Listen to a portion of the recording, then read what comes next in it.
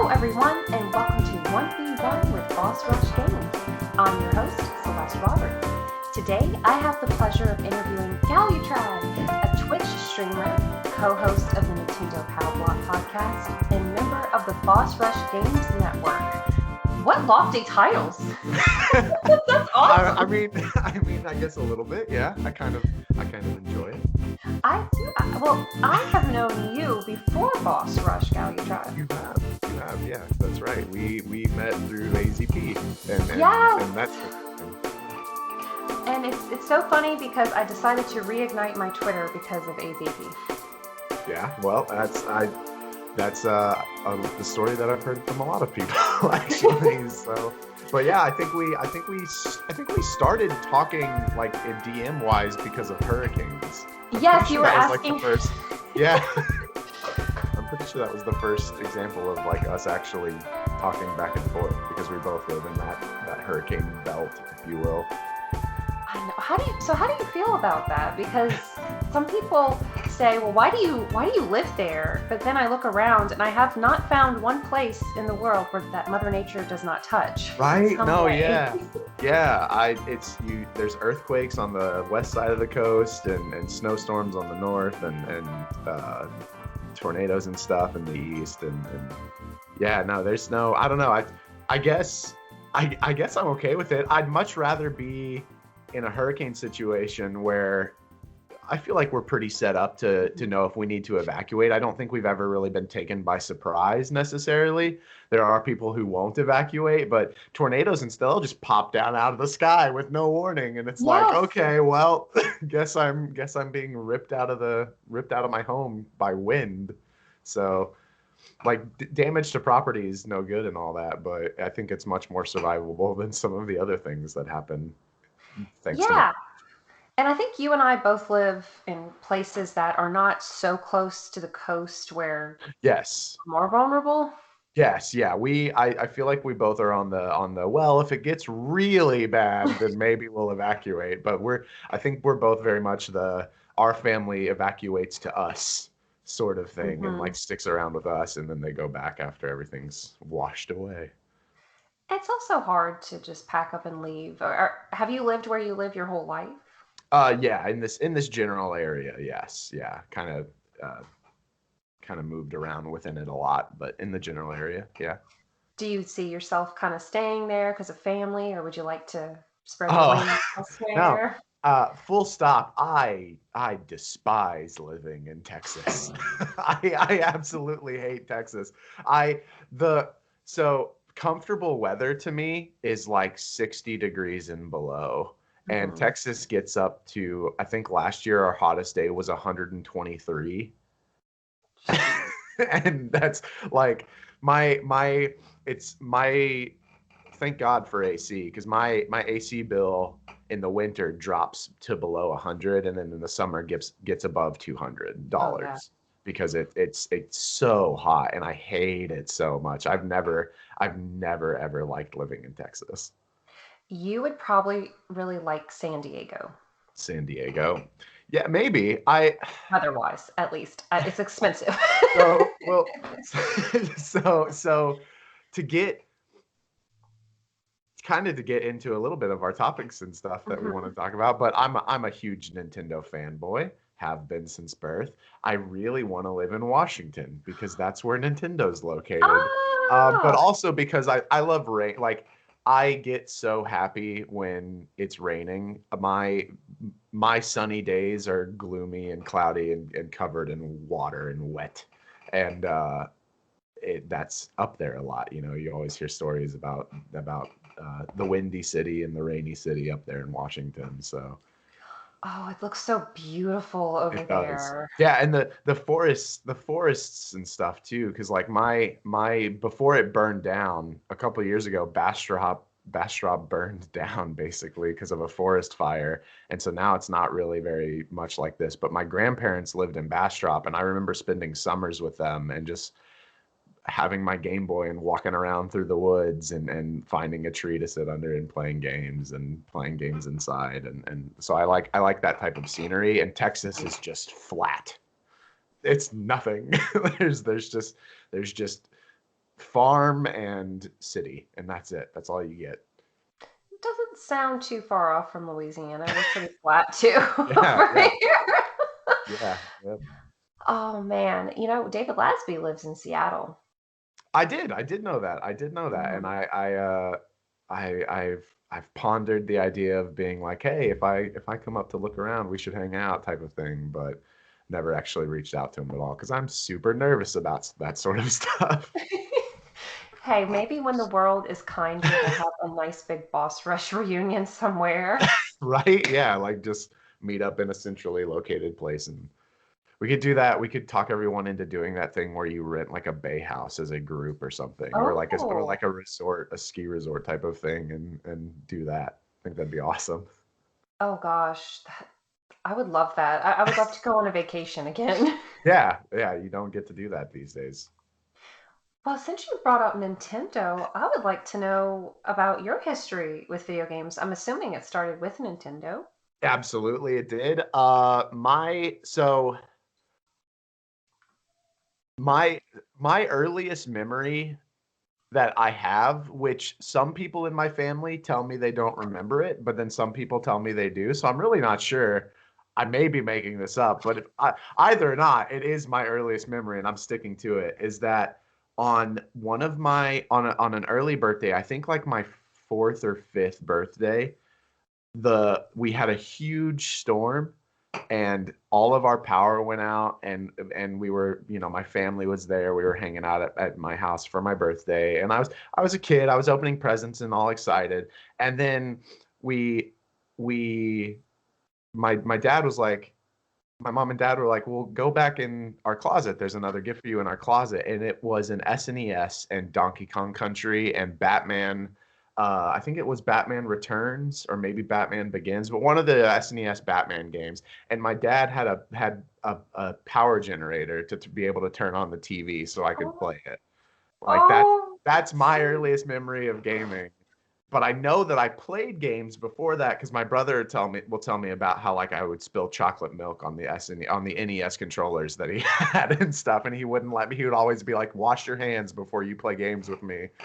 Um, oh my so I God. know, but yeah, like that memory is so ingrained in my head, and like I said, whether or not it's real or not, I'm honestly not sure. But it's what my brain believes is real, and if it's not totally real, it's something close to it. And ever since then, I've been hooked on Nintendo gaming. I was the perfect age for like the whole Pokemon boom, and I was the perfect age for just growing up with gaming right after the initial like I missed the initial craze of, well, maybe gaming's out the window, but maybe this company Nintendo is bringing it back in. But then I was absolutely the right age for the hype of just like games are a thing now, and um, I've been riding that train ever since, really.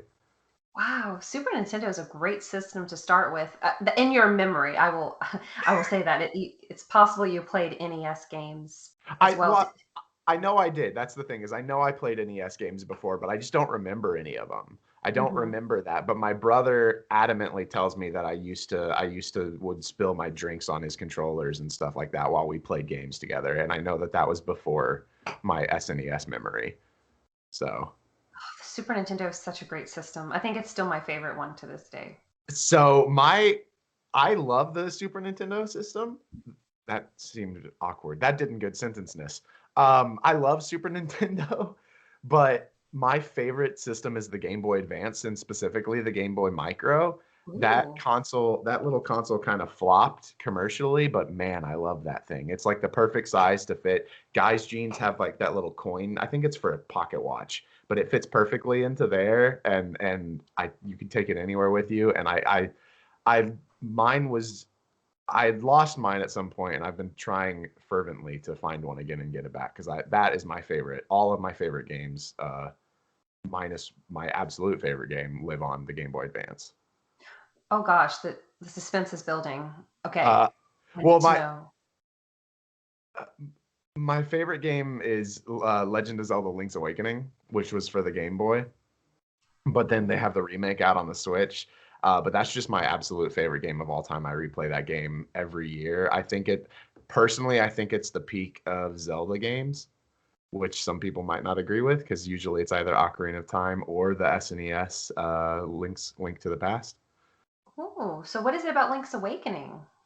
Well, so I just think that the dungeon puzzles are a lot more, they make you think a little bit more. You know, when the Link's Awakening remake came out, a lot of people were talking about on Twitter that they were having issues with certain, like they were getting stuck on some dungeons.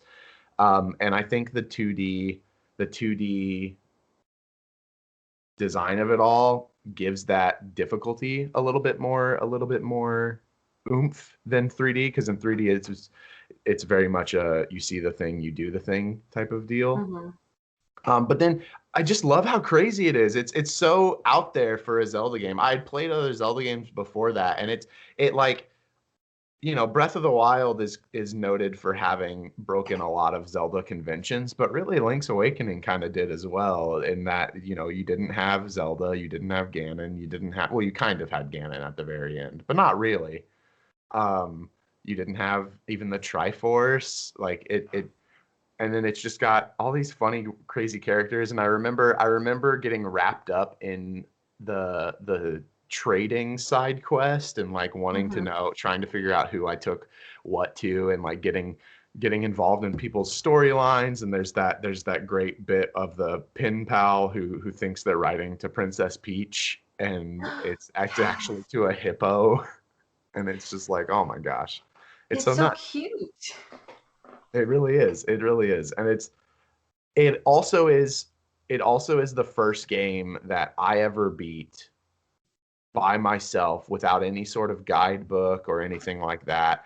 And I would, you know, they've got the seashells that you can find to turn in and get boosts and stuff. And like I think you end up unlocking the top level master sword. I don't think it's called the master sword in that game, for finding all of them. And I absolutely, as a kid, would spend hours digging every single tile up trying to find the remaining seashells because I didn't know how to do it, but I knew I wanted it because I just loved that game so much. Now, did you play the original and the DX version that came out? I did. I did. I played the original on. So my brother had a original Game Boy, the big gray block, and I got Link's Awakening on that after playing Link to the Past on my grandmother's SNES, because she bought an SNES and played games a little bit, but then she had it for when we came over for the summer. And that's when I kind of fell in love with Zelda as like a series. And my older cousins were telling me about it. So I got that, and I lost it, or no, it got stolen. My family went to Florida for Disney World, and we went to dinner, and as a dumb little kid who loves Nintendo, I chose I chose to bring in, we had just been to an aquarium, and I wanted something from the gift shop, you know, and I got like a little Barbie doll. I called him Diver Dan. I don't know if that's his actual name, but that's what I called him. And I chose to bring Diver Dan into the restaurant with me rather than my Game Boy or anything like that. I left the Game Boy in the car, and our car got broken into because we had driven to Florida, and so we had like the TV for the kids to watch in the car, you know, that whole setup that Hmm. you do. And our car got broken into, and all the electronics were stolen, including my Game Boy. And to this day, my mom and my dad and will like some every now and then be like, remember when you lost your Game Boy instead because you chose to bring a Barbie doll into the restaurant? And so all of that's a long-winded story to say that. So I lost, that was one of the games in there because it was my favorite. Lost that, or that got stolen, and then I wanted to go get it again. And so when I had when I had earned enough good points and got to go get a game, I got Link's Awakening DX, which was the Game Boy Color version, and I also got the Game Boy Color with Pokemon Yellow then as well. Oh, wow. I'm so sorry about the car. That breaks my heart, and I hope that person trips and stubs his or her toe, or I don't know, To be can't. honest, I, that was so long ago. Like I'm not even sure if it if it matters to me anymore. But like they might be in a terrible place right now. They might be in jail, and it's probably not for my Game Boy. But I feel a little bit of comfort knowing that that's a possibility. Gosh, Link's Awakening. I first played it on the Switch. That was my first time ever playing Link's Awakening. Really? So I know what was that like? Because I ran through that game because again I replay Link's Awakening every single year, so I know it all. I know all the ins and outs of it, and I ran through that game. Um, but what was that like? Like I want to know how. Like, what did you love it? Was it the I most amazing thing ever? so okay, don't laugh, but you will laugh. You can laugh if you want. I am on the last dungeon. I just need to beat it. That's all I need to do. And it's been out for so long that hey, spoilers for anyone listening.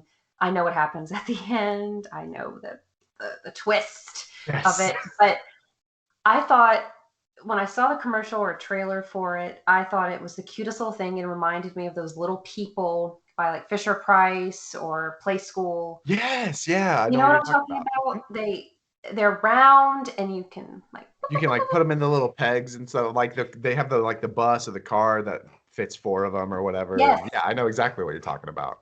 And I thought so I just think it is one of the prettiest games. The music is so fun. The little animal village is precious and I love how that they all love Marin. I love the trading game. I love the bear who is cooking. It's so whimsical, and it has so many charming Zelda elements to it. I really do enjoy it. I will say I'm not like the best with dungeons. I've had to look up stuff. I don't know how to play chess, so I had to look up when you have to throw the little chess pieces because Yeah. it follows the game of chess, and I don't know where the knights go. Yeah. So that that is if you're still working on that, if there's a spot that if you throw it against the wall, you'll be more likely to get it to pop up and be upright where it needs to go rather than just Ah, throwing it on the floor. But that's hmm. yeah. Thank you for that because I Yeah. need to revisit that game. Yeah, no, oh you should. I that's so what that's so funny to me is when old games get remade and there's like this weird wave of people being like, "No spoilers, don't talk about it, don't." And it's like this game is several years old already. Like most people already know what's going on, whether or not Mhm. they played it. And so like why does that even matter? What's the point in that? But then no, actually, I'm sticking to my guns on that one. I don't know what the point. I would never be if I missed the original hype of a game and then it got remade. If I got spoiled on that, that's yes, of course I did because the game's so old at that point. I have to agree with you. I don't get it. One of my favorite remakes is the Resident Evil 2 remake. Yeah, yeah, yeah, That's and it well, here's a spoiler again. It takes some different turns and that upsets some people and it there's have you played it? I have not. I have not. I want to. I bought the Resident Evil games went on sale on the Switch at some point, and I Mhm. bought most of them. And I like looked up how to play them in like a chronological order because I like doing Mhm. that when a series is already established. But I haven't actually gotten the time to play through them yet. And maybe for Halloween one year, maybe for like an October Spooky Fest stream thing. So I will tell you, I never played the original. Okay, I played the original two on N64. I never played the original first one, but I do have it, the DS or 3DS port. But the remake of the first one for GameCube, which I believe you have on Switch, the one in the Yes. mansion, that is Yes. one of the best games I've ever played. Yeah. Oh man. Yes. Oh, I'm excited to play it now. Okay. I The mean, Celeste spooky. approval. It's a dark and stormy night. You're in a mansion. The graphics are gorgeous. I can't wait to talk about it with you. Yeah, yeah. Oh, we'll have to. We'll have to. Well, what are some of your other hobbies besides playing games? Do you have anything else you like to do, or anything that you're working on? Well, so no That's is the okay. short term. I don't watch. I get flamed for this a lot because I don't watch TV. So like, and I'm a nerd at heart, but I haven't seen The Mandalorian. I've seen most of Game of Thrones, but there was a point that I got to that I couldn't watch it anymore just because of like I don't know if like PTSD issues is the right thing or not, but I have a phobia and it happens in Game of Thrones and that it was so bad the incident when I saw it that like I just couldn't Oh, watch it anymore. oh Um, yeah. and I don't even think they do it anymore after that. I think that's the one time it happens, but I just can't bring it. Like it's like I just can't. I get shaky thinking about trying to watch it, and so I get kind of picked on a lot for not being part of that culture. Not watching TV. I read books, but I more so listen to like audiobooks in my free time, and then like that kind of gets stumped by also listening to podcasts. But no, it's mostly game. It's like I go to work and then I come home and I stream, which is the kind of the thing that I'm doing right now. I'm very much working on building up a community and streaming and doing reviews and stuff for a website that I'm trying to get up and running again. And then after that, I literally I log off, I sign off of the stream and then I play a game that like I keep for myself because I like to do that. I don't want to get burnt out and feel like I early on in streaming, I felt very much like if I'm not playing a game on stream, kind of what's the point? And so I decided, okay, well, I'll have games that are for streaming, and then I'll have games that like this game is for me. This is my time to have fun and enjoy my hobby and not feel guilty about playing it or anything. So I'll do that, and then I'll go to bed. And I'm a total gamer at heart. I don't really do much else, to be perfectly There's honest. there is nothing wrong with that. I didn't know if you had some superpowers you wanted to reveal for the first time on No, here. no. My superpower is that I can be incredibly hyper focused without it being detrimental to me, I guess. Is that like I don't feel guilty about not having any other hobbies. Like there's you should be a well-rounded person and I do enough research while I'm doing other things and I read like articles online and sparse out the like false and the true and things like that to keep myself well-rounded, but as far as actually spending my time doing anything, it's just games. I it's just losing myself in that world is in those worlds are the thing that kind of help me make it through every day and make it through every week and every year and I wouldn't be where I am now because of it. And it's funny because my growing up, so I got I've had many jobs. I've kind of hopped around jobs a lot, but every job that I've worked has always been beneficial to me in some way as far as teaching me what like about what my end goal is, which is to one day kind of run my own. Long before even streaming was a thing, I was like, I want to have my own company that that does gaming stuff, that does news. Originally, it started at news, and then it became content creation once streaming was a thing. And it's like, I want to run that, so I want to learn about business management, and I want to learn about marketing, and I want to learn about reaching out all of those demographics and stuff like that and how to handle it and how to write and things like that. So all of my jobs have like in some way or another taught me things that I need to know for that. Hmm. So even though they've kind of been scattered, like I was in the food industry for a while. I was an assistant manager at GameStop for a while. And now I'm a process technician and engineer for a manufacturing company. But like all of it, there's things that I'm picking off from everything to be like, well, this is what I'm gonna take this knowledge and put it into this dream that I have. Um, and yeah, it's just always been about gaming in my life, which is super hyper focused, but it also means that I get stuff done when I like set my mind to it. I don't think there's anything wrong with that. I think you bring up some really good points here because I, I guess maybe society has always been this way, but especially with social media, people like to show off everything they're doing, and they like to show or make people think they're very cultured. Like, oh, I'm taking a spin class, but I'm also painting, and I'm also learning archery, and I'm also reading Moby Dick, and I just you and I kind of wonder, because I've fallen into that mindset before. You have to do what makes you happy. You can't do Hmm. stuff for other people. Hmm. Yeah, we were talking a little bit. I'm sorry. Did you have I have a bad habit of like stepping over people who are talking. Okay. Not at all.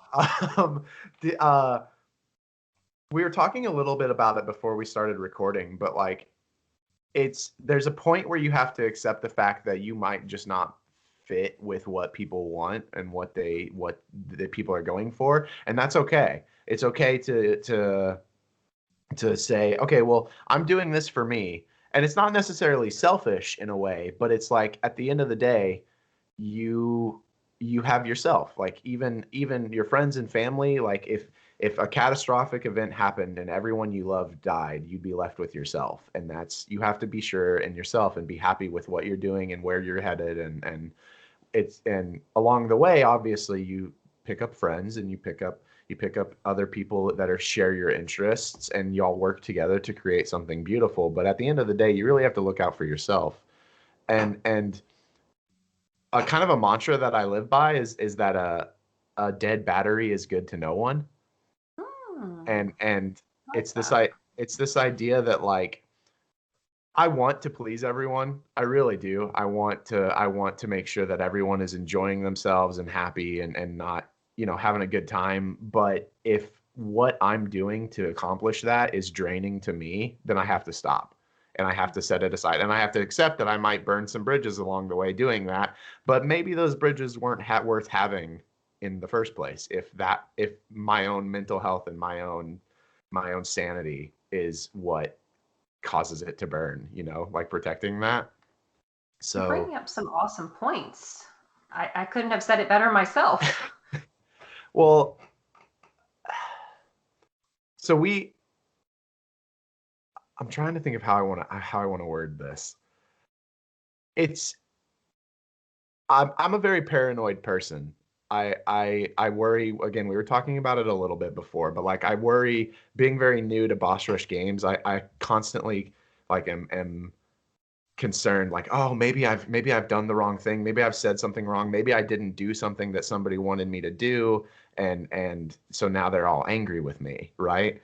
But I also have to step back and think, and you were talking about, you yourself were saying this, that like you have to step back and think, well, is that good for me? And sometimes it might not be, and that's okay. You have to be okay with being yourself, and that's why I have no qualms with being hyper focused on gaming and not having really any interests outside of that. And that's all right. It kind of reminds me of that analogy of, if you start a book and you're really just not enjoying it, but you're going to feel guilty if you don't finish it. Or this could be applied to a movie, a game, a TV series, what have you.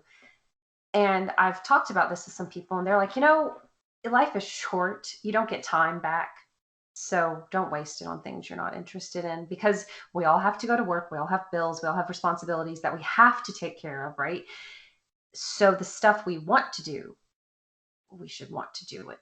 Yeah, yeah, absolutely. And there's I wake up a lot and I wake up on a lot of days and think like, oh, I don't want to go to work. I just want to stay home and work towards this, or I've got this big project going on that I want to like get more into. But then at the same time, those responsibilities are in the back of my mind, and I think, okay, well, if I do that, then my reward is getting to come home and continue working on those things and continue putting effort into those things that I love. So that's really where your drain should come from, is from the responsibilities that you have, and then your hobbies and everything outside of that should be the things your reward to those responsibilities. Yeah, that's a really good way of looking at it. Yeah. Um, what is the meaning behind your alias Galutrad?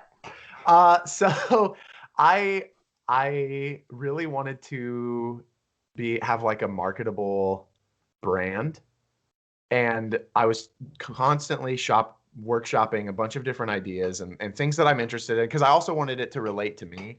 And to make a long story short, uh, Galutrad comes from two things. It comes from my favorite real animal in the entire world, which are otters.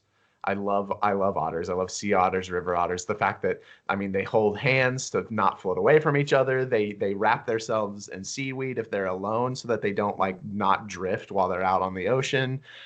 They have favorite rocks that they use as tools. Like they're just so cute and adorable. They're really loud. If you've ever watched an otter video or like a video of an otter that like someone is taken care of, they're so loud and chirpy, and but I find it adorable. And I've always enjoyed like swimming and stuff, so I've kind of related to like being able to move quickly through water and things like that. So there's otter, which is the Latin word for just otter, not like any specific type of otter, is lutra, Lutra. And I was like, okay, well, what can I do with that? And I started kind of, the main reason I wanted to pick otter is because like I've seen a lot of content creators, and they have like one of my favorite content creators is the dragon Feeny, and she has Fiend, the little dragon, and it's like it's so cute, and you could like have plushies of that and little pins, and like it's animals are always adorable. That's why you have Disney World with Mickey Mouse and Donald Duck and things like Mhm. that. Everyone can relate to animals. Um, so I took Lutra and was like, well, what can I do with that? Well, another interest that I say interest. Another thing that I enjoy a lot is Arthur's Knights of the Round Table, and Okay, yeah. there's Galahad, the Grail Knight, the knight Hmm. that's noted for finding the Holy Grail and things like that. And so Galahad was so close to like I was able to work the word Lutra into it, so it became Galutrad instead of Galahad. And it just I like I typed it out and I looked at it and I'd said it out loud, and I would often when I was workshopping names I would send it to other people and be like, how would you say this, to make sure that like I'm not reading it the way I intend it to be said and other people might read it differently. And everyone that I sent it to came back saying the exact same thing that I said, and I was like, well, great, that's exactly what I want. I want to have a name that's recognizable and things like that. And that's kind of where it came from. I mean, that is exactly where it came from realistically, but and now I'm so excited. I stream on Twitch. I hit Twitch affiliate status last September. Yeah, Oh, yay. congratulations. Thank you. And I've been really lucky in that we've been building I've been building this community that I call the Otter Knights, because Oh, Galutrad is an otter knight, right? He's the knight of the round table. And man, the community that I assumed from all the stories that I've heard from top streamers and and small streamers and people that are getting started and in the middle and like super famous now, that like you start and it's a grind, it's tiring, it's like it's a little depressing almost because you stream and it's like for one viewer, and that one viewer is usually like your mom or your girlfriend or but I've been so lucky that this community is just kind of formed around me for no other reason than I can imagine, other than just like I'm offering a space for them to be themselves and to share their interests, and we all have fun together, and to have fun together. I host a community game night every Saturday at 7 on stream, where we've been playing a lot of Among Us. We do Smash Brothers and Mario Kart and Rocket League and things like that. And I'm so lucky to have like I never really had that experience of the 1 to 2 viewers for a long time. Like I typically have about 5 people that are just like there every day and so oh, generous, and it's so cool. Like it to the point where and the I don't know if you feel this way or not, Celeste, but there's like a skeptic side of me that whenever I hear people talking, I'm like, well, are they being genuine or not? And I I've always seen content creators and seen people on YouTube and on Twitch and on Instagram and on Twitter that are big, and talking about like, guys, I'm so grateful for y'all. Like this community is awesome. And there's always been a part of me that's skeptical and like, well, like, are you just saying that, or are you like checking a box to be like, be kind to the community? But Hmm. holy cow, that feeling is totally true. Like, originally I started streaming because I love talking to people while I play games, while they play games. Like when Xbox Live came out, I don't know if you've ever played on Xbox or on PlayStation, but like when those um when those systems came out and they introduced this online thing and like party chats and things like that, I bought an Xbox because of that. I bought an Xbox because I wanted to play games online with people and chat to them. I actually get really, really frustrated when I'm playing a game, a multiplayer game with friends, and I can't talk to them. If I have to type to them or if we have to send text messages or whatever, I get really frustrated and I don't have a good time. But being able to talk to people just makes me so happy. And so I was like, well, that's kind of exactly what streaming is that I'm playing a game and they might be playing a game or doing whatever they're doing, and we're having a conversation while doing this. And so I was like, well, that works out for me perfectly. That like hits exactly what I enjoy. And so that's why I started. But now, like, I would still early on, I would have those days where I'd be like, I don't want to stream. I'm tired. I just want to play my game and like enjoy myself, my time playing this game. And but now it's like I look forward to that. I look forward to seeing those people pop in and seeing new people pop in and having those conversations. And it's like the highlight of my day is getting to spend time with this community that I've built up around me. And it's just awesome. It's so cool to see that happen so fast and have it continually grow. We've had growth daily. It's Wow. super super cool, and I'm just so thankful to. I actually want to, if it's okay, I want to shout out just a couple people. Absolutely. So there's Teacup and Proto Claymore, who are my mods. They're my two best friends, and they hang out with me a lot and watch out for me and kind of handle a lot of the behind the scenes stuff and also do some of the writing work that we're working on together.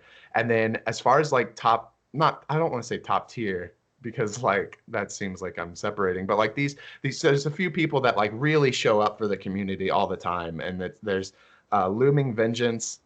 He's always there. He's super excited to like be there, and he's done a lot of like anytime a new member comes into the community, he's always like, well, here's the community package, and he gives them Oh, subscriptions, and he gives them like he's just super excited to have people there. And then Jackie Loops also always shows up. That's a coworker of Proto Claymore, my friend, and she's always there, and she'll message me and be like, "Oh, I missed the stream, but I watched the VOD, and oh, this was so funny," and like, and all of these people show up for community game night. And then there's Athagorn, who was like, so I did a 24-hour live stream and a giveaway of Age of Calamity. And Athagorn came in from Forest Minish. Forest Minish mhm. was streaming on Twitter, but not on Twitter. She was streaming on Twitch. Forest Minish from Twitter. And she raided me during my 24-hour stream, and Athagorn came in and he like was just vibing with everything that we were putting out. And so he kind of joined into the community, and now he's a big part of it. And he actually won the giveaway. Like, and it was on a total random, like he would have never been there if it wasn't for Forest Minish. And now he's like, I love being a part of like all like, man, it's so cool. And then just How like everyone else, D Blazin, uh, uh, oh my God, now I'm blanking and I feel terrible. Just everybody. I'm sorry to my community if I forgot you or didn't mention you, but like all of you are so wonderful and cool, and I love having all of you there, and I look forward to seeing all of you. I am intrigued by a 24-hour stream. How do you do that? Woo! How do you not sleep? How do you take a bathroom break? Do you eat? I do. I take a bathroom break. The first 24-hour stream, I've got another one coming up on the 12th of February. My birthday's on the 11th. I took the 11th and 12th off. I'm going to stream on my birthday, and then I'm going to end the stream a little early and get some sleep. so that I can do the 24-hour stream for Super Mario 3D World. And hopefully, I can't make any promises yet, but hopefully I'm going to be doing a giveaway of that as well. Which this might have, I don't know when the timing of these are, so this might all be not relevant news. I have no idea. But so congratulations to whoever won the giveaway. If this comes out after that, if I manage to get one going. But the first 24-hour stream that I did, which was that Age of Calamity stream, I was lucky because Becca, my Rebellity, my girlfriend, was visiting, and she didn't want to do it. I totally understand. Like, she didn't want to be there for the whole thing, but she was like, "Oh yeah, I'll pop in and, like, I'll do stuff for you." So she was so sweet and would come in and be like, "Hey, do you want lunch? Do you want dinner? Do you want breakfast?" And bring me lunch, and I'd sit there and talk with chat while I was eating, and we kind of switch over between playing the game and doing that. And obviously I would take bathroom breaks every now and then. I took a 15-minute break at one point just to, like, play with my dog Gannon, because he was crying and Great wanted name. to. Yes, oh yeah, absolutely. And he is 100% a calamity. He has torn a hole. The first when I got him when he was a puppy, and the, like, third or fourth day that he was here, I had a memory foam mattress topper, and he ate a hole in it, like a giant hole. It was just gone, and I was like, "Oh gosh, dude." That turned out okay though. He was fine. But then, like, he ripped a hole in my couch. He is if I leave him alone, which if you watch the stream, you'll see me every now and then, like, look around on the camera and be like, "Where are you?" Because it'll get quiet. Because if I leave him alone, he is so destructive. So he totally lives up to the name. I should have named him, like, Link or something so that he would just be nice. But no, he totally lives up to the name. You did this to yourself. Yeah, I really did. I asked for it when naming him, but it's perfect. He kind of has, like, a reddish brown, fiery look to him. So I was like, oh, it's like Ganon's hair. So that's the name that I wanted to give him. But Love it. but yeah, so I was very lucky with that. But really, I think the real question you were asking is, how do I make it through the 24 hours without getting tired? And the answer is insomnia. Really? Yeah, the answer is insomnia. I had this whole plan, because what's that saying of plans of. Oh, the best made plans of mice and men are often Yeah. gone awry. Yes, yeah. I had this whole plan where it's like, okay, I'm gonna get home from work, I'm gonna go straight to bed, I'm gonna get 8 hours of sleep, and I'm gonna wake up at like 11:50 and then start the stream at midnight and then go for 24 hours. I went to bed at around 10, maybe 9, got like 2 hours of sleep, and then woke up and off I went. And there was a little towards the end of the stream. I was a little delirious. I was a little like slap happy, but I was totally held together though, as far as, like, I wasn't getting tired. I was very engaged in everything, but, like, certain things. So, full stop, I don't cry at video games. For some reason, that part, like, I don't get emotional at all in video games, but right around the, like, maybe 19 or 20-hour mark, there was a thing that happened. We got through the entire story, by the way, during the 24-hour stream. Wow. Yeah, I was doing side quests, and then I was just like, let's just get through the story. This is going to be great, I can tell. And right around the 20-hour mark, something happened where I was totally shocked and kind of, like, started tearing up, and it was just so moving. And that's never happened to me before in a game. And I've played Yomawari and the Long Night Collection on the Switch. If you play, it's a Japanese style horror game. It's very cute, but also very creepy. The first minute into the first game, which is Yomawari, something happens, and I didn't get welled up by it, but it was enough that I had to put the controller down and walk away, because I was like, this game just got too real too quick. It was a very sad thing.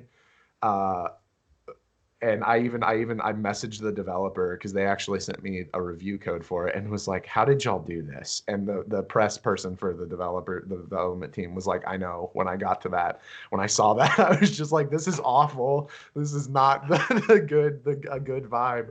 Um, but I don't tear up, and so I was a little slap happy during that. But the energy that chat has just keeps you going, really. Like it doesn't, it seems like it's a lot, but when you get down to it, most of us are awake for like 12 to 14 hours. So that extra 8 or 12 hours is really not a whole lot when you have people engaging with you.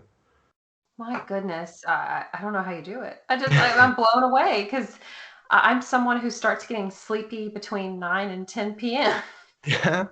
Yeah, no, yeah. I get about 4 to 5 hours of sleep every night. I was actually just talking about this the other day that like um I'll go to bed around 12 and then fall asleep around 1 or 2. And it's sometimes it's because I'm looking at my phone, but most of the time it's just because I'm laying there like I'm not tired and I'm thinking about all the stuff that I have to get done and all the things that I did that day.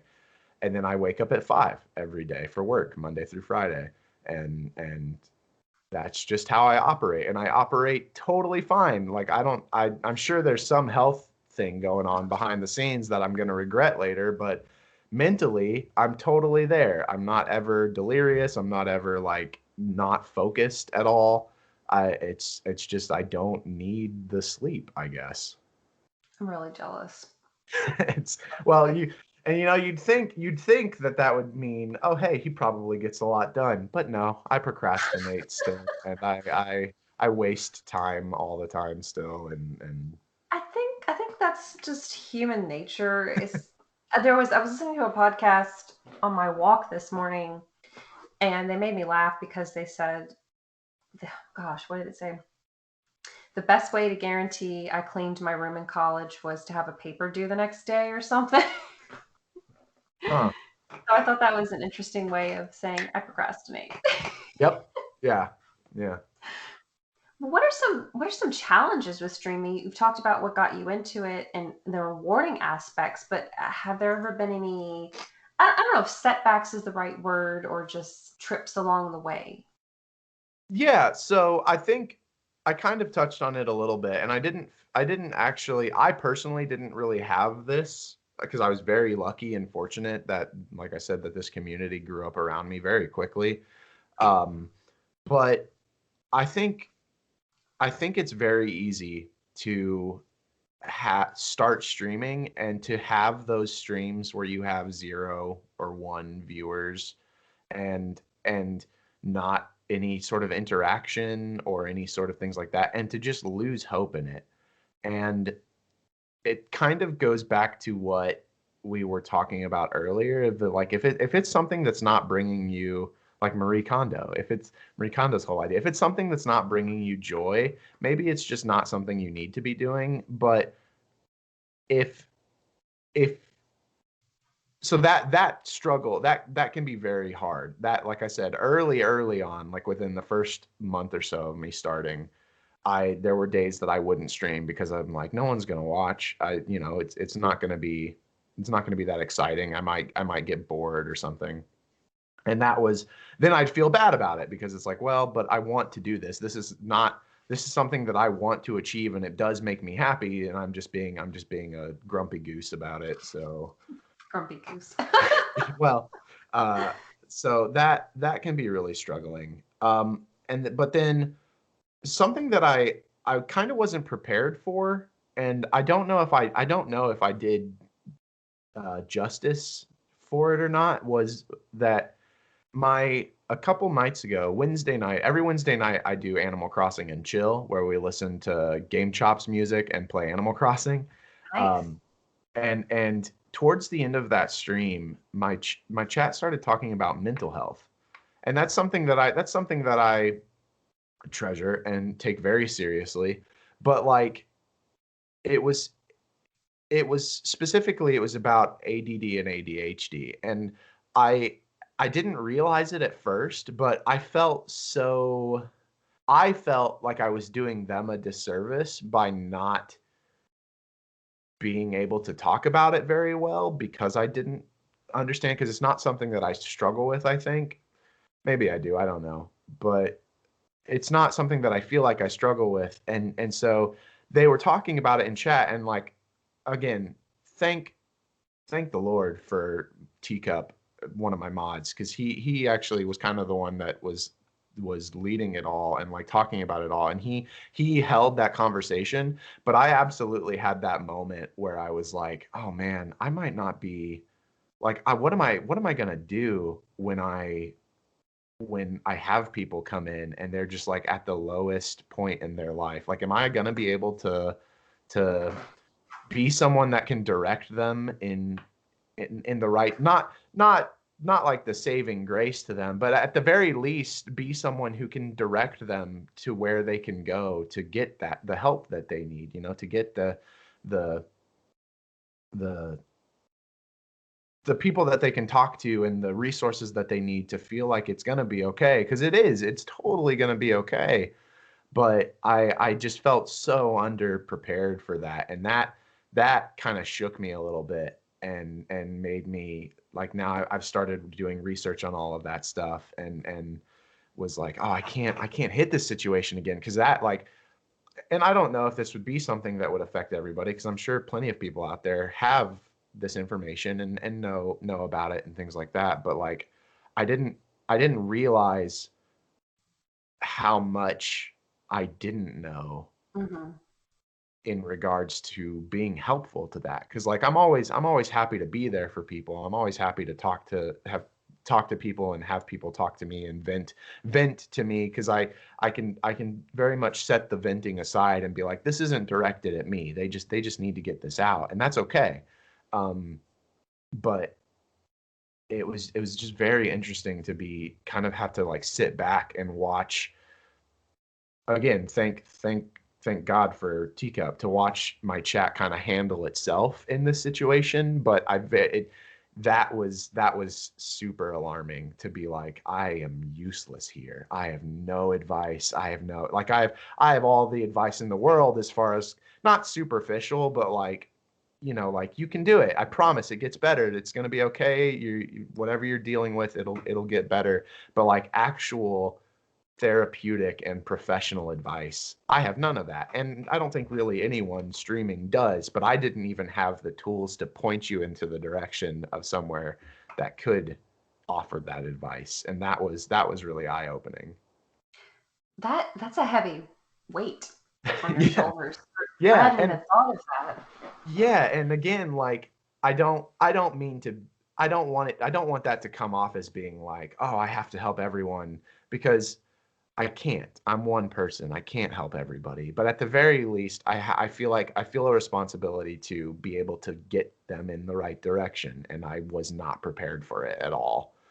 And it's that idea, that thought in that moment, everything got handled. Everything was talked about and was very, very good and healing, I think, in that conversation. But I absolutely had the thought of like, man, what if it didn't go that way? What if somebody came in and they needed help and I couldn't do anything? Like, how would I couldn't be okay with that. I'd feel so guilty. And maybe that's not for me to feel that way, because I'm not a professional therapist. I don't claim to be. I don't claim to be able to help anyone uh, solve their problems. But like, as a good person, I don't want to be somebody's last line of defense and then not do anything and just ignore them. And so that was yeah, that was a challenge that I didn't fully anticipate, but is absolutely there, because you put yourself into that sort of that you put yourself into that position a little bit by offering a place for people to come and just chat. And sometimes it's fun and silly. And we were talking about, what were we talking about yesterday? We were talking about our favorite food from media, from anime, movies, games. Hmm. Sometimes it's stuff like that, and sometimes it's really deep, and you kind of have to be prepared for all of it, and also That's, accepting of the fact that you're not going to be prepared for all of it. I think that's a metaphor for life, honestly. Yeah. What you're describing happening in the chat kind of reminds me, I get maybe post COVID, where if you're just in a waiting room or you're waiting in line at a store or something, and someone, I don't know if this has happened to you before, but there are sometimes some people just start pouring their life story to Hmm. you. Yeah. Yeah. And I guess the benefit of having it happen on a stream is that you do have moderators and there are other people involved who are watching, listening, they can reply. Whereas in real life, it's a little it's a little harder. Yeah, you can't just be like, well, let me grab this person and bring them into this conversation too. Yeah, and it's you know how you said a dead battery is useless To everything. earlier, it's of no use to anyone. And again, I'm not a trained therapist or psychiatrist or anything, but I think something noble is to realize your limits. It's and I'm like you. I want to help people. I want the best for people because I would hope people would also want the best for me as well. Hmm. And I think it's okay not to have all the answers. And you've probably heard this analogy before, this scenario where sometimes people just want to, like you were saying, just want to vent. They just want to get it out. They're not necessarily looking for the key to this Yeah. lock. They just, I'm human. I have to air this out. So maybe that's what's happening too. Maybe that, yeah, that's very possible. And that I'm all here for that. Like I don't think you have to be a trained anything to be able to let somebody vent to you. And if people need to vent to me, then by all means drop all the drama you need, all the things going on in your life that you need on me, because it's I will listen and I will hear you. And I if you're okay with it, with me not offering any advice, then I can totally do that for people. Like I'm fine, and I love being that for people. I love being someone that can just listen. I want you to take care of yourself too, though, I because do. I do. And I it can feel heavy. yeah, yeah, I do. And I think I'm very thankful and grateful for Becca Rebellity, my girlfriend, because she is super understanding of everything and super supportive of everything that I do, and I'm supportive of everything she does, and we're very much there for each other, and we very much go through difficult things a lot, but we also, because of that, we're accepting of each other and the need to have to vent sometimes. And it's it's a very healing thing. And I actually did just kind of have that ordeal with her. I did just vent to her a couple days ago, because I was, maybe it's because of the new year, but I was kind of looking back on everything in my life and having a moment of just like, man, I am a failure.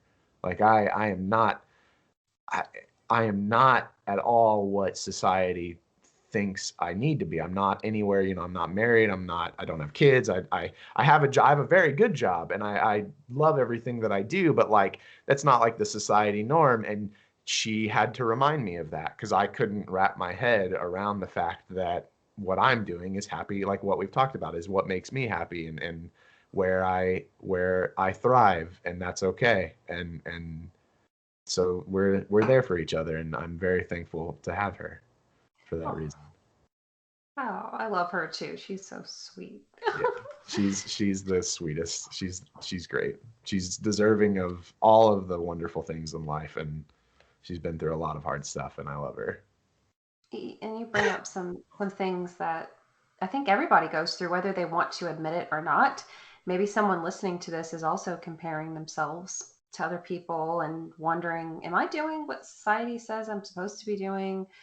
And somebody listening could be having a really good day where they feel like they're on top of the world. And I think we all have those highs and lows. And I wish people I've noticed, especially with men, it's hard. Not all men, but some men really struggle talking about their feelings because, again, society, it's getting better. It's getting better, but especially with like my parents' generation and beyond, it's men were always supposed to just be tough and Yeah. not display emotions. And I think we've seen the consequences of that. Some Yeah. very severe consequences, whether that be suicide or some kind of Absolutely. violence, or you can't let things build up at all. And if anyone listening needs help, please, doctors are there and professionals are there. If you broke something, if you broke a leg, if you have some kind of illness, some kind of virus, bacterial infection, you're going to go to the doctor for that. Well, your mind needs to be taken care of too. Yeah, absolutely. I can't stress enough the use of therapy, like, and the healingness of therapy. Even if you feel like nothing is wrong with you, just having that professional to vent to and to offer some professional help and advice is so healing. And it's maybe a little stereotypical to say, but there's a lot of things that they can tell you and they can point out to you that make you feel almost stupid about your own life, because you're like, how did they notice that but I didn't? And it's because you're too close to the situation. Mm-hmm. You are literally yourself. You can't be anything else, and so you're not able to see the things that other people are able to. And kind of in term of that is that, this is a little off topic, but something that I had heard a long time ago that stuck with me was, oftentimes the things that you hate about other people, that like annoy you about other people, are things that you actually do yourself, and you don't realize it. And it might be very microscopic in the terms of like how often you do it, but it's like a pet peeve that you have with yourself, and you can't functionally turn in on yourself and be like, oh, that's why I'm terrible. And so you project that onto other people and notice those things in other people. And learning that, hearing that, has made me, anytime I have that moment where I'm like, man, that really ticks me off, I'm like, well, maybe that's something I need to look at in myself. Am I doing things like that? And I like take an evaluation of my own life and what I'm doing, and be better. That's I wanted to say this. Going into this, I remembered I wanted to talk about this. I messaged Corey about it once, but I very sincerely meant it. It is that when when I first saw Ed's tweet about wanting a guest, and I reached out and was like, yeah, I've got the time. I can do it. And kind of like that was like my initial introduction to Boss Rush Games, Boss Rush Network. Um, I didn't know anything about it. Like I had to go and like look up everyone. I was like, I have no idea what's going on. I've never even heard of this podcast before, and was very much like, but it's an exciting thing. And I saw the Be Better, the Boss Rush's like slogan of Be Better, play games, be better, and that everyone should be doing that. That's like, especially right now in today's society, that's like the most important thing that everyone can be doing. And it it's amazing. And like, shout out to Corey and to all the people who have a hand in Boss Rush and started it and keep it going and make it what it is today. But like, y'all are all being better. Y'all, everyone there, everyone that's a part of it, the community that's a part of it, that is the best thing that we could all do for society and for ourselves, is to be better. And that's such a great uh thing to say. That's such a great slogan. That's such a great like advice to have. I love it too. I Yeah. really love it. Yeah, And that I guess this is a little bit of a segue, but it's kind of connected at the same time. We'll make it happen. We're here. We're here just to talk. And they had reached out to me last summer to see if I was interested in talking about Nintendo and Nintendo Pow Block, because they noticed I was with another Zelda podcast. I am with another podcast, and I was like, okay.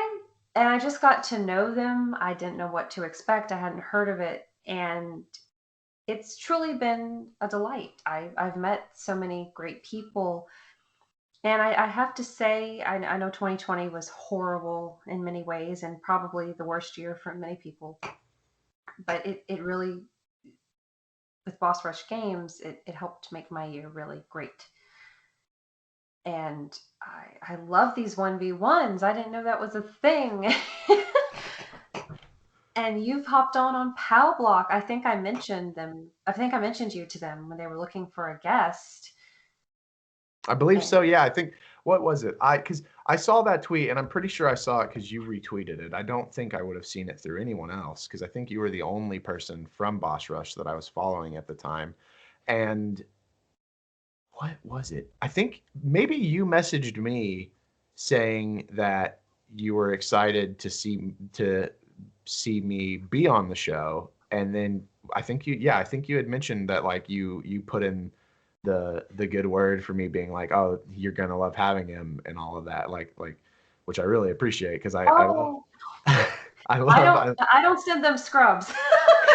no you've got the good hookups, man. Oh, Um, God. That's a nice. I'm gonna put that on my resume. I got the right. good hookup. What's your Twitter bio right now? Which congratulations, because I saw it and it was co-producers and other Zelda podcasts, director of outside creatives for Boss Rush Networks.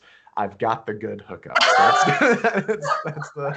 That's I'm the gonna whole put it on thing. my LinkedIn. Yes. Throw the peace sign. Yeah. Yeah. People are going to think I mean something else. Oh yeah. But they can be reassured that it's I'm people. talking about people, and I Yeah. don't mean like selling people. I don't mean that. Let me clarify.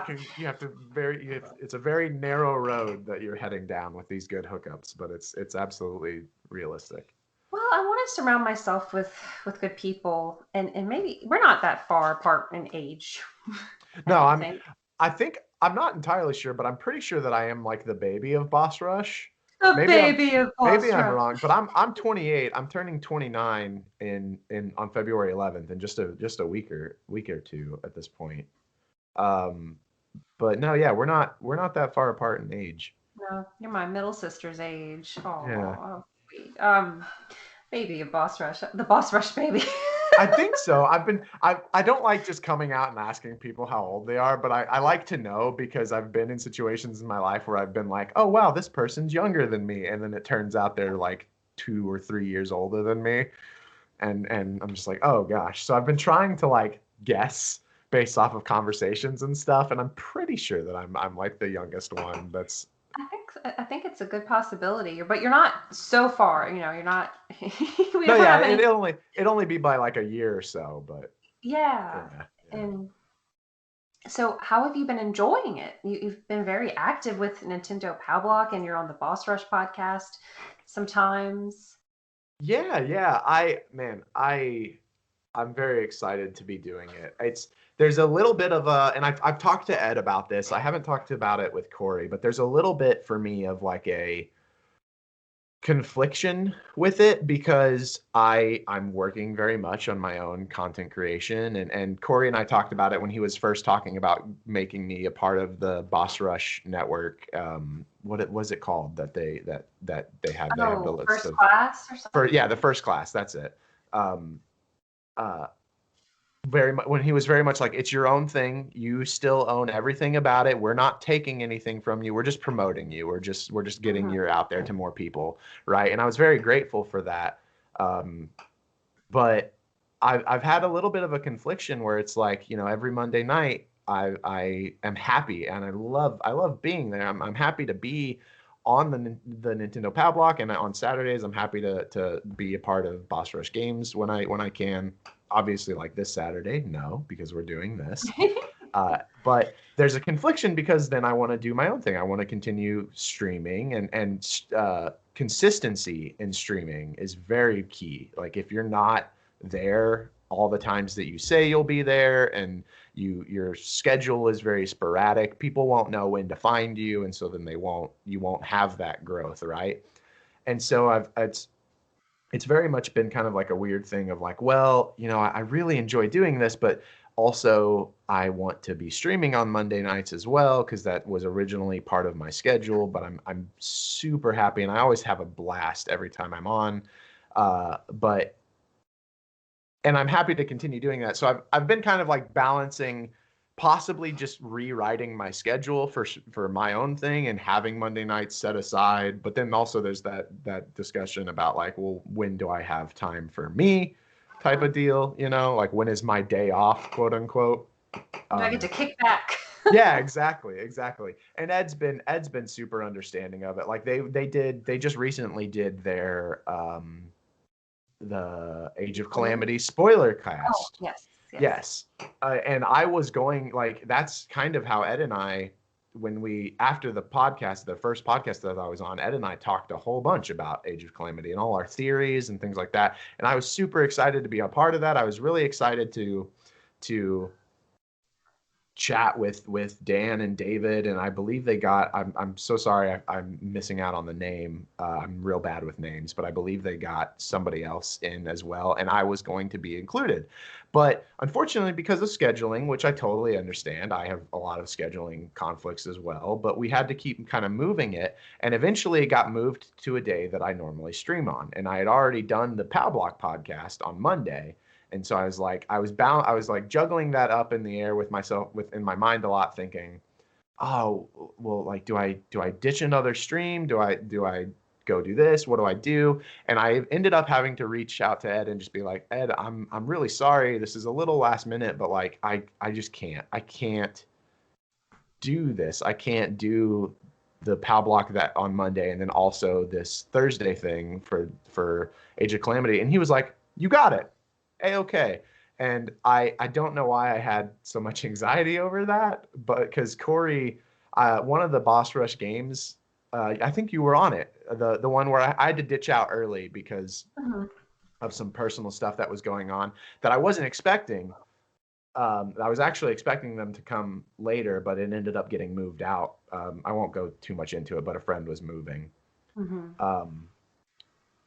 But so I felt terrible, and you and Corey both were just like, real life comes first, man. None of it, this isn't a job. None of us, like, I think maybe for Corey is probably the one that works like job-like hours on Boss Rush, the poor guy, just constantly doing stuff. Take care of yourself, Corey. Yeah, I'm sure you're listening to this. But for everyone else, it's a hobby, and it's like something that they absolutely want to be bringing into and promoting more time to. But real life comes first, and that meant a lot to me because I've been not a part of, but like I've done other things where people were very like, you have to do this at this time, and I had to just be like, okay, then I can't do it. If you're gonna put that type of strain on me, my life comes first, and the real things that I have to do and my own goals come first. All that to say, I'm excited to do more. I'm excited to continue being on POW block. I'm really hopeful. 2021 is going to be, I feel, an amazing year for Nintendo, COVID aside.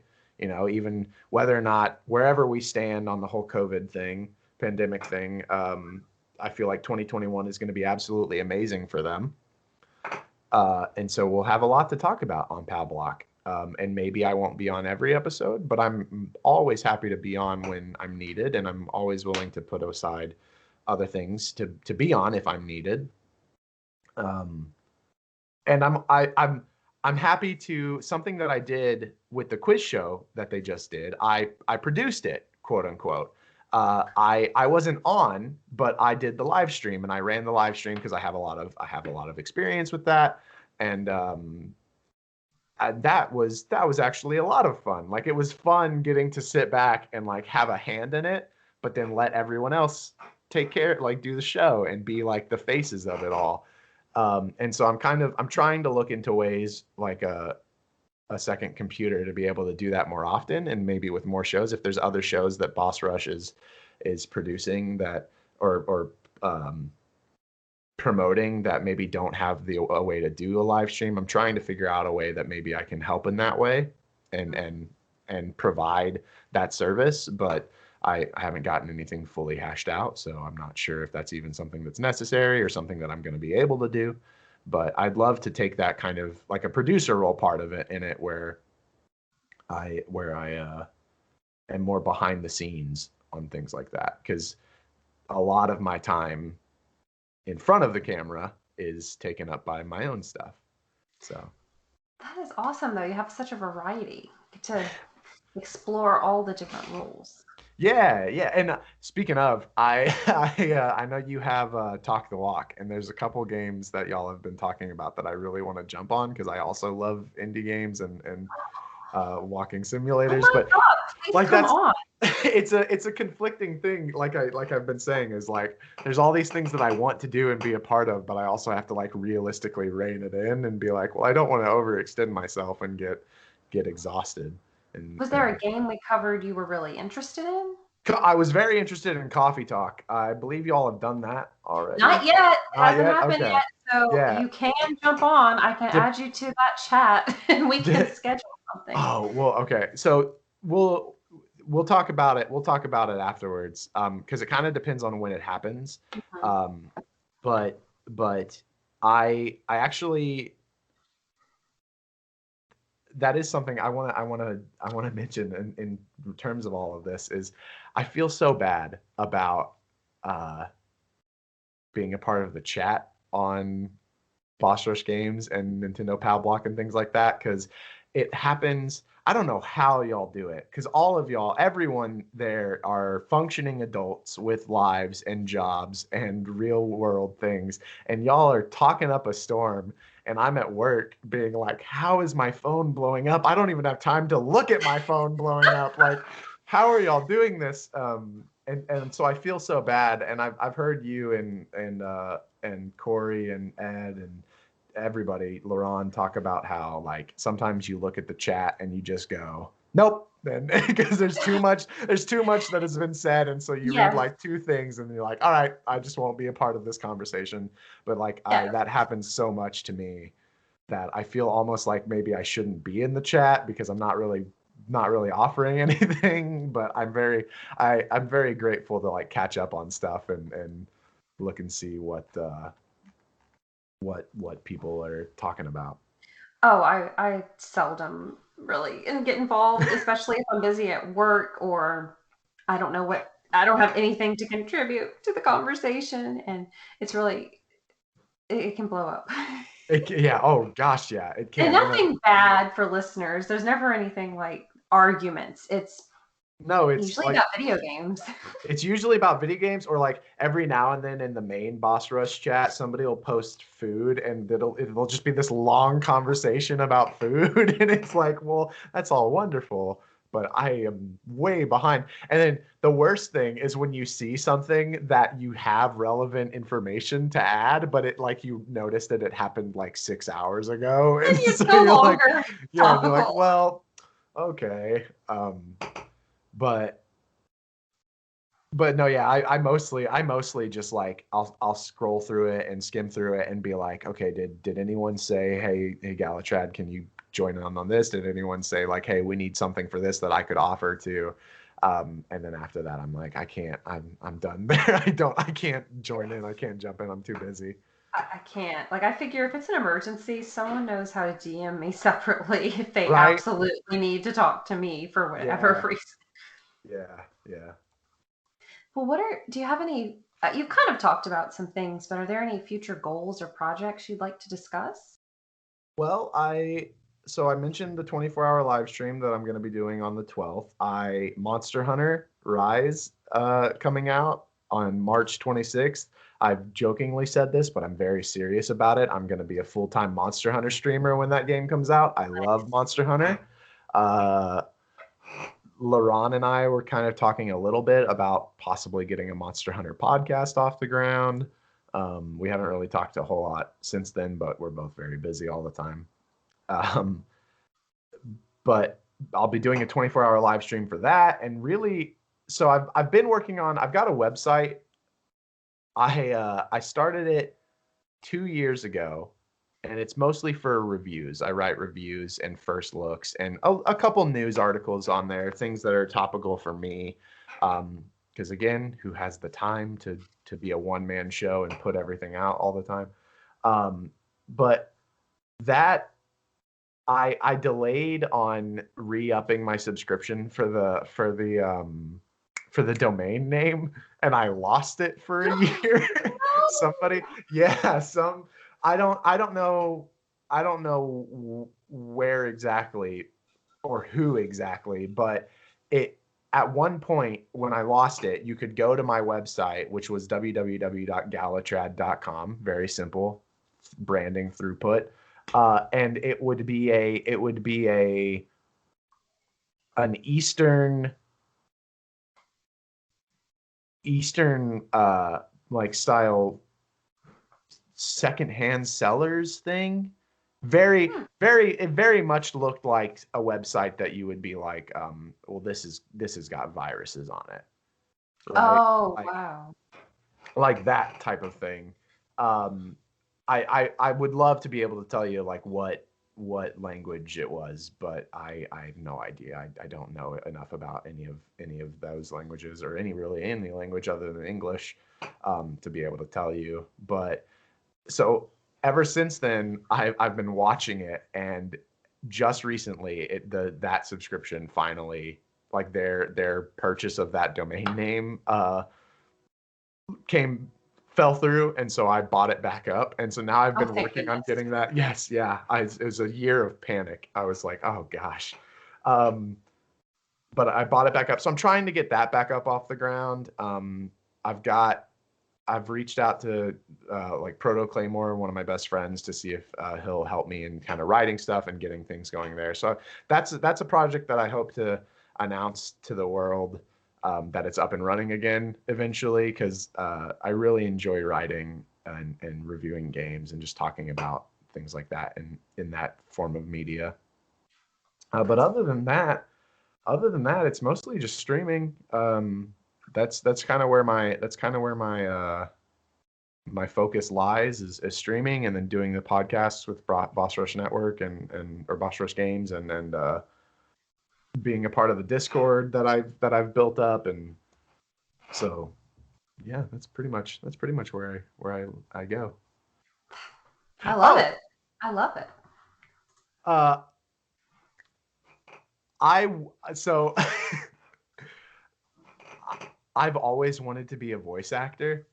I think we talked about this. Yes, I've always wanted to be a voice actor. I would die if my voice was in a video game or anything really, but specifically in a video game. I auditioned for, I forget what community was doing it, but some YouTube group was doing the Breath of the Wild.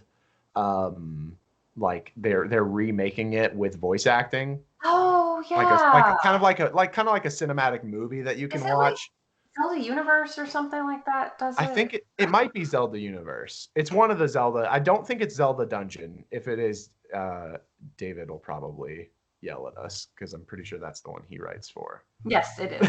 Yeah.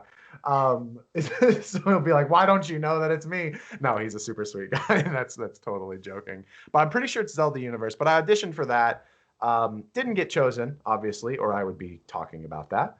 But I've always loved, and I've been told all my life that I have a radio voice, which is a little bit of an insult, some people say, because it's like, oh, well, your face isn't good enough for TV. But I wouldn't even want to be on TV anyways. So that, like, if anyone out there wants free voice acting, I'm happy to do it for free. For now. Don't sell yourself short. No, listen, just to get a portfolio built. That's why. Eventually I'll start charging. You can't have me forever for free. But I want to just be a part of something in that nature. And so, like, if anyone has anything that they need voice acting on, hit me up. Hit me up at Galutrad on Twitter, Galutrad@nintendoship.com for email. Because yeah, that's like the dream, right? Like, which is kind of funny to say, because like usually the idea of like if everything works out type of dream is like the streaming thing. But the streaming thing is like a dream, but more of a hobby. But like ideally, voice acting is my career because I can see because it.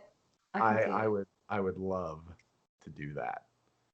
Think about the power of voice acting. Now, do you know the Walking Dead games? Yes, yeah, So, when I was freelancing for a local magazine in my area, I went to interview a band, and one of the band members' partners was there, and she is a professional voice actress, and she showed me her studio yeah. and was so sweet. Her name is Mara Juno.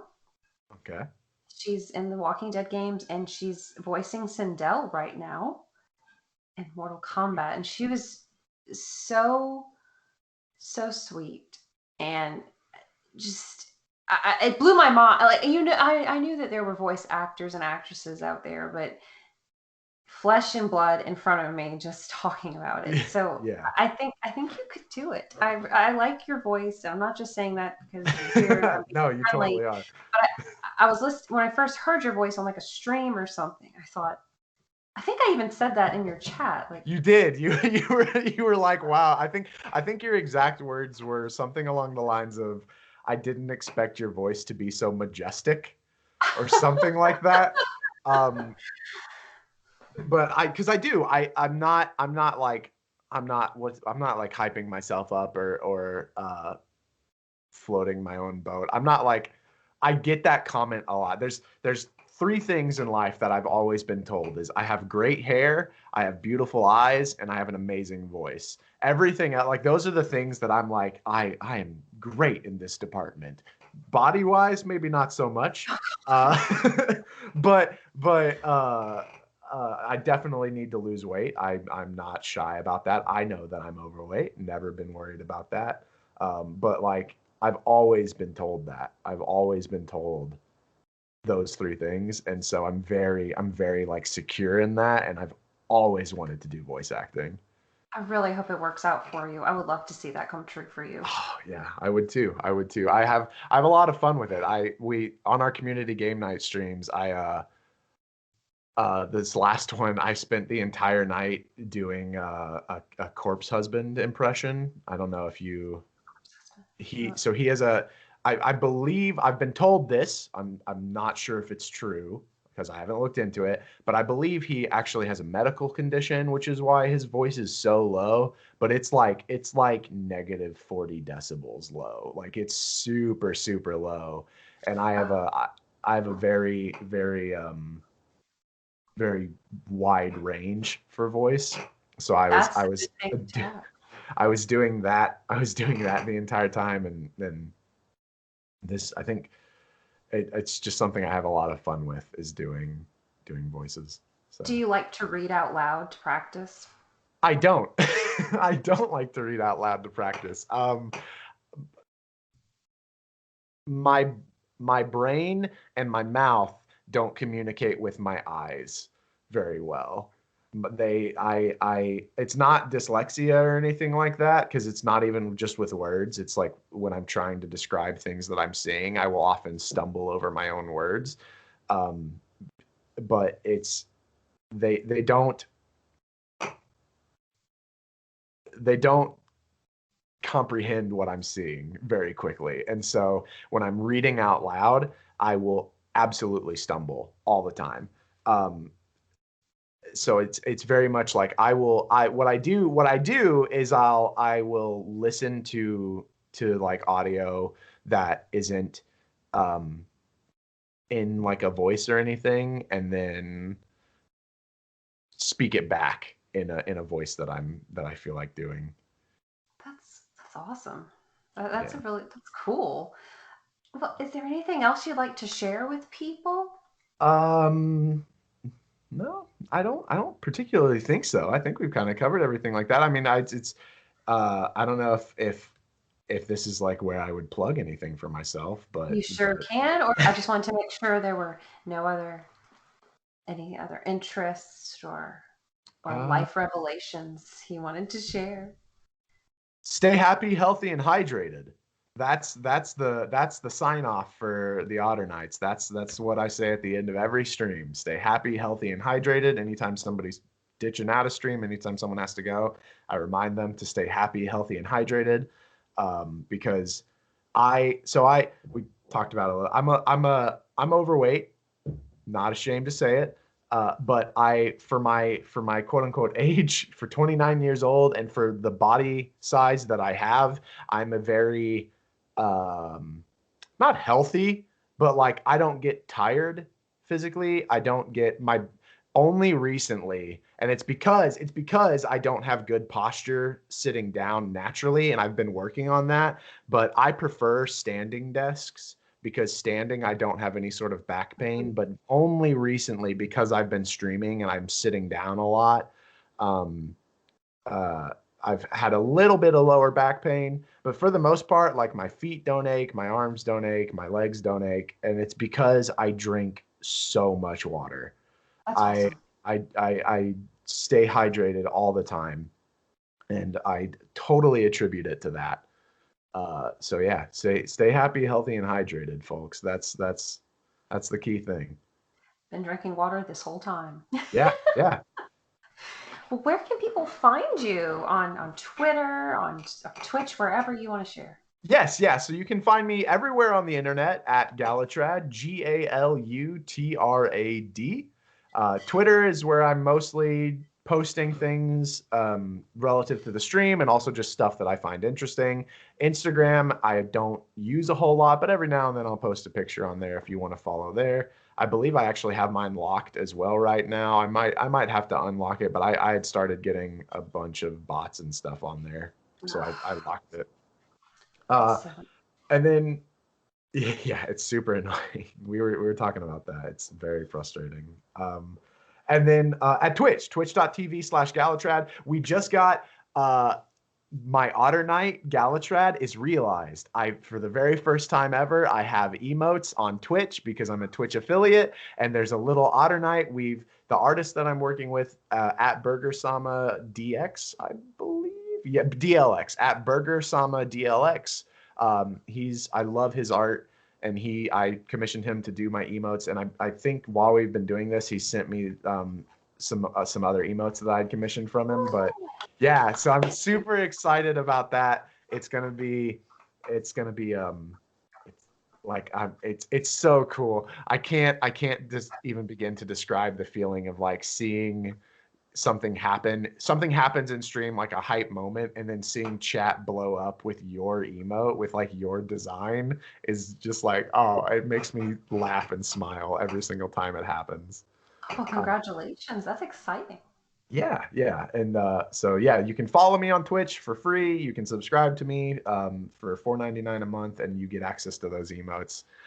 And you can join the Discord, which I've got a link to it on my Twitch page, and I should probably make one of those like Linktree things and have that everywhere so people can follow a little bit easier. But yeah, the Discord and the Twitch are the things that I'm pushing very much. Twitter as well, but Twitch and Discord are the things I want to continue to grow our community. Like I said, we've had great growth, and it's an awesome place to be a part of. So yeah. We're sure happy to have you, Galutrad. It's so much fun. Thank you very much. I'm happy to be here, Celeste. I love being a part of this. It's cool. We just gotta play games, be better, and just like you said, stay happy, healthy, and hydrated. Absolutely. Well, you can find me on Twitter and Instagram at FairyCrypt. My Twitter is public. My Instagram is private. So send me a message if you're trying to follow me because of Boss Rush Games or Never Zone Podcast. There are too many bots and creepers out there. And you can find Boss Rush Games wherever you listen to podcasts. And until next time, I'll see you later. Bye, guys. Bye-bye.